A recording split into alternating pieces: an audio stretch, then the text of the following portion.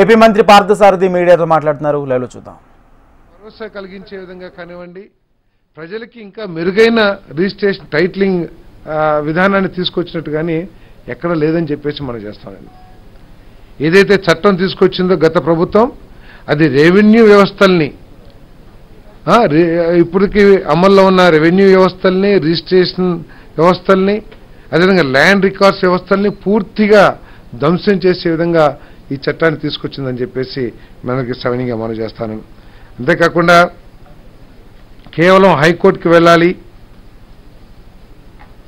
అసలు ఎటువంటి ఉద్దేశాలతో తీసుకొచ్చిందో కూడా అర్థం కాకుండా ఈ చట్టాన్ని గత ప్రభుత్వం తీసుకొచ్చిందని చెప్పేసి మనం చేస్తూ, మరి అంతేకాకుండా గత ప్రభుత్వ వ్యవహార తీరు చూసి మా ఆస్తులు కూడా తాకట్టు పెట్టుకుంటారేమో, ఎందుకంటే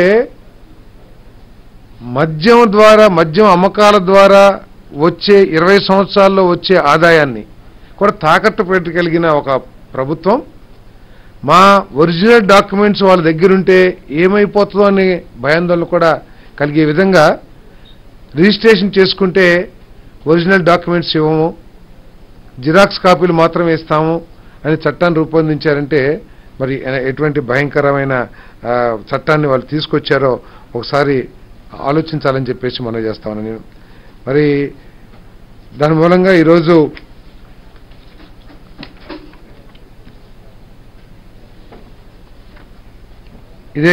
ఇదే చట్టం ఉండేటైతే గనక టైటిల్ రిజిస్ట్రేషన్ ఆఫీసర్ జారీ చేసే జనరల్ పవర్ ఆఫ్ అటార్నీ, ఇప్పటికే గిఫ్ట్ డీడ్లు, ఇంకా వేరే వేరే డీడ్స్ ఉంటాయి కదండి, గిఫ్ట్ డీడ్స్, వాటన్నిటినీ కూడా మార్టిగేజ్ డీడ్స్, వీటన్నిటిని కూడా మళ్ళీ రిజిస్టర్ చేసుకోవాలని కూడా ఎప్పుడో మనకి తాతలో లేకపోతే ఎవరో గిఫ్ట్ డీడ్లు ఇచ్చుంటారు, వాటన్నిటినీ కూడా మళ్ళీ రిజిస్ట్రేషన్ చేసుకోవాలని చెప్పేసి కూడా ఆ చట్టంలో పొందుపరచడం జరిగిందని చెప్పేసి మనం చేస్తాను.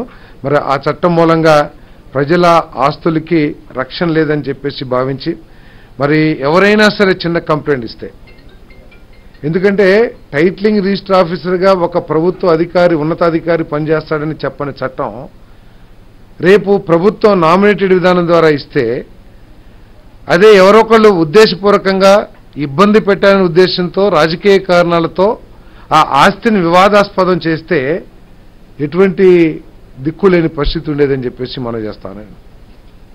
ఆ వివాదాన్ని పరిష్కరించడానికి ఎటువంటి మళ్ళీ ఆర్డీఓనో లేకపోతే లోవర్ కోర్ట్సో లేకోకుండా నేరుగా హైకోర్టుకి వెళ్ళాలంటే ఎటువంటి ఇబ్బంది ఉండేదో కూడా ఒకసారి ఆలోచించామని చెప్పేసి మనం చేస్తాం. దానికోసం ఈరోజు మరి ఆ చట్టాన్ని రద్దు చేశామని చెప్పేసి కూడా మరి చంద్రబాబు నాయుడు గారి ప్రభుత్వం, కూటమి ప్రభుత్వం ఈరోజు చంద్రబాబు నాయుడు గారు, పవన్ కళ్యాణ్ గారు నాయకత్వంలో దీన్ని ఆంధ్రప్రదేశ్ క్యాబినెట్ రద్దు చేయడం జరిగిందని చెప్పేసి మనం చేస్తాము. అదేవిధంగా రెండోది, ఏ ఆలోచన చేసినా, ఏ విధానం తీసుకొచ్చినా స్వార్థం ఎక్కువగా ఉండి ప్రజలకి మేలు జరిగిద్దా లేదా అనే ఆలోచన తక్కువగా ఉండే విధంగా గత ప్రభుత్వం పరిపాలన చేసిన విషయం ప్రజలందరూ కూడా గుర్తించిన విషయం మీ అందరికీ తెలుసు. 2019-2020 యొక్క పాలసీ, ఇసుక పాలసీ ఏదైతే ఉందో, కనీసం దీని మూలంగా ప్రజలకి మేలు జరుగుతుందా, రాష్ట్రానికి మేలు జరుగుతుందా, లేకపోతే భవన నిర్మాణ కార్మికులకి మేలు జరుగుతుందా, నష్టం జరుగుతున్నా కూడా పట్టించుకోకుండా వాళ్ళు ఈ ఇసుక విధానాన్ని తీసుకొచ్చిన విషయం మనందరికీ కూడా తెలిసిందే. మరి 2019-2021లో తీసుకొచ్చిన ఇసుక విధానాన్ని రద్దు చేస్తూ ఆ ప్రభుత్వం చేసుకున్న అగ్రిమెంట్స్, పెద్ద పెద్ద జేపీ తర్వాత ఇంకేదో పెద్ద పెద్ద సంస్థలు బయట నుంచి తీసుకొచ్చి ఏదైతే అంటే అప్పుడు చెప్పుకున్నది ఏంటంటే అవి నామ మాత్రమే, కానీ ఆ ఇసుక వ్యాపారం చేసినంత మాత్రం వేరే వాళ్ళని చెప్పేసి చెప్పుకుంటుండేవాళ్ళు. ఏదేమైనా ఇక్కడ ఆ అగ్రిమెంట్లన్నీ కూడా రద్దు చేసేయడం జరిగిందని చెప్పేసి మనం ఆ విధానాన్ని, అదేవిధంగా ఆ అగ్రిమెంట్లు కూడా అన్ని రద్దు చేయడం జరిగిందని చెప్పేసి మనం చేస్తాం. ఎంత ఘోరం అంటే వాళ్ళు బకాయిలు పడ్డా కూడా రాష్ట్ర ప్రభుత్వానికి చెల్లించాల్సిన అమౌంట్, పెద్ద అమౌంట్లు, కోట్లాది రూపాయలు ఉన్నా కూడా ఎన్ఓసీలు జారీ చేసి వారికి ఎటువంటి బాధ్యత ఇబ్బందులు లేకోకుండా సర్టిఫికేట్ జారీ చేసిన విషయాన్ని కూడా మీ దృష్టికి తీసుకొస్తారు. కానీ ఏదో 800 కోట్లకి కాంట్రాక్ట్ ఇచ్చామని చెప్పారు, కానీ రాష్ట్రానికి మాత్రం ఏమీ ఆదాయం వచ్చినట్లయితే ఎక్కడ కూడా కనపడలేదు. మరి దాన్ని దృష్టిలో పెట్టుకుని ఎటువంటి ఆదాయాన్ని ఆశించుకోకుండా ప్రభుత్వం ఉచితంగా ఇసుక సరఫరా చేయాలని చెప్పేసి నిర్ణయం తీసుకున్నాం. కేవలం లోకల్ బాడీస్కి వచ్చే సీనరేజ్, అదేవిధంగా లోడింగ్ ఏదైతే లేబర్ కానీ ఎవరైనా చేస్తారో అవి తప్పితే రాష్ట్ర ప్రభుత్వానికి ఎటువంటి ఆదాయం ఆశించుకోకుండా రాష్ట్ర ప్రజల సౌలభ్యం కోసం